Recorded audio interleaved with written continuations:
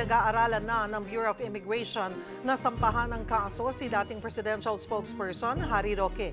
Posible sa iligal na paraan daw kasi siya lumabas ng bansa dahil wala siyang record na dumaan sa immigration. Nakumpirmang nakalabas ng bansa si Roque matapos magpanotaryo ng counter affidavit sa kasong qualified human trafficking sa Abu Dhabi. Kaugnay niyan makakausap natin si Bureau of Immigration spokesperson Dana Sandoval. Magandang tanghali po sa inyo, ma'am. Hi, magandang tanghali po sa inyo. Ma'am, ano pong kaso ang posibleng isampa kay dating presidential spokesperson Harry Roque kasunod nga nitong kumpirmasyon na nakalabas siya ng bansa pero walang record sa immigration? Yes, kahapon po nagkaroon ng pagpupulong ang legal team ng ating pamunuan at inaaral po kung ano yung maaring ikaso dito po kay former spokesperson Harry Roque. Nakita po na actually walang legislation specifically saying na illegal yung na may punitive action for those who are leaving the country illegally through illegal means kung ang isang tao na gumawa nun ay isang Filipino national. Ito po ay maaari umano na mahulog sa ibang uri ng violation kagaya ng falsification of public documents. Kung sakaling may ginamit siyang dokumento na pineke, kinalaw upang makaalis ng bansa at tanggapin po doon sa port of destination. Pwede po ba siyang mapadeport kung nasaan man siyang bansa dahil po dito?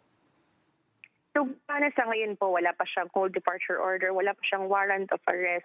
Siguro po, once gumulong ang kaso niya dito po sa ating mga korte at magkaroon po siya ng warrant of arrest, then saka po yan maaaring ipasok sa Interpol Red Notice upang mag-take action ang other governments. Nung lumabas po itong nagpanotaryo nga po siya sa Abu Dhabi, may action po bang ginawa dito ang Bureau of Immigration? Yes, nakikipag-ugnayan po tayo with the Department of Justice and the Philippine Embassy in Abu Dhabi para makakuha po tayo ng information about how he was able to depart. Maaring meron silang kopya ng kanyang pasaporte or at least kanyang travel itinerary para makita po natin ano yung mga dinaanan na bansa. Kasi most probably po hindi po yan direct from the Philippines to Abu Dhabi. There might have been a layover somewhere in Asia, and that's what we are looking at.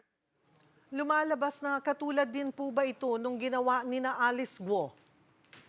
Hindi po natin masasabi na exactly the same because there might have been a different method na ginamit or different na pamamaraan or area na dinaanan. But essentially, yung illegal na pag-alis po while not using our formal ports where immigration personnel are manned or stationed, parehas po ang naging modus nila. Nag-iimbestiga rin po ba kayo kung posibleng may mga kasabwat po siya? It's part po of the investigation sa atin pong pamunuan. Wala naman po tayo sa ngayon na nakikita na links or any indication na meron pong empleyado ng Bureau of Immigration na involved. But we are also investigating that there might be other people who might be involved in facilitating her sis travel. Kasi ito po ay hindi kayang gawin ng isang tao lamang na basta na lang sasakay ng kung ano, eroplano, barko, o kung ano pa man at aalis ng bansa. It has to be arranged by someone. There's so many preparations when it comes to this.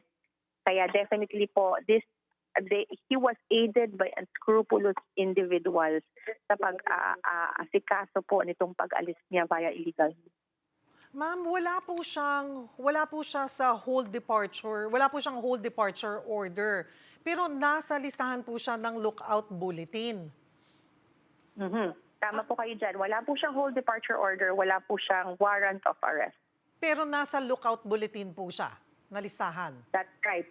Ang lookout bulletin po, ang instruction sa ating mga tauhan is to monitor his travel kung siya po ay makita na aalis o babalik po ng bansa.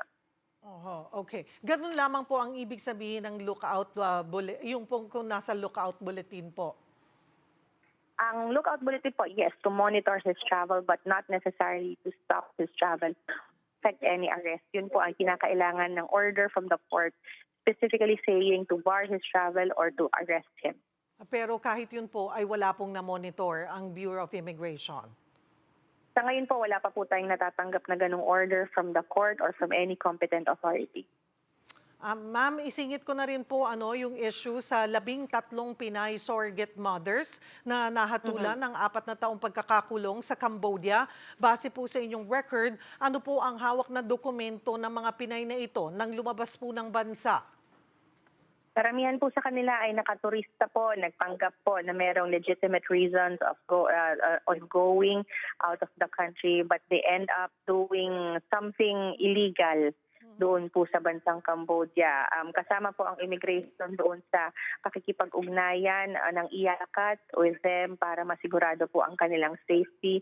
And tuloy-tuloy po yung ating monitoring dito and yung pakikipag-coordinate natin para maibalik po sila ng maayos dito. Dahil ito po, sa tingin natin, although sa bansa po nila doon ay may violation itong mga to. Tayo po dito sa Pilipinas, tinuturing po natin silang mga biktima dahil napao po sila dito sa illegal po na pamamaraan ng pagtatrabaho abroad. So, nandoon po ba yung posibilidad nga na mapauwi po, imbis na makulong po sila ng 4 na taon? We are hoping po that through the talks of our representatives there ay ma-request natin ang kanila pong pagbalik dito sa Pilipinas. Ano po ang paghihigpit na ginagawa ng Bureau of Immigration para mapigilan ang pambibiktima sa mga kababayan natin sa surrogacy scheme na ito? Alam niyo, Ms. Cheryl, tuloy-tuloy pa rin, nakikita pa rin natin yan hanggang ngayon sa ating mga paliparan. May mga nabibiktima pa rin kasi no-offeran sila ng magaganda. The last one that I read was 500,000 pesos for sa kanya for completed pregnancy. That's why we want people to know that this is happening and this is being done online.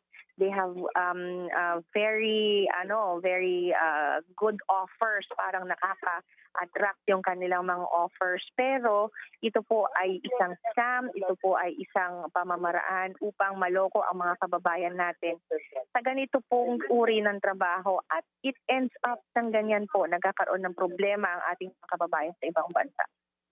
Marami pong salamat sa oras. Immigration spokesperson Dana Sandoval.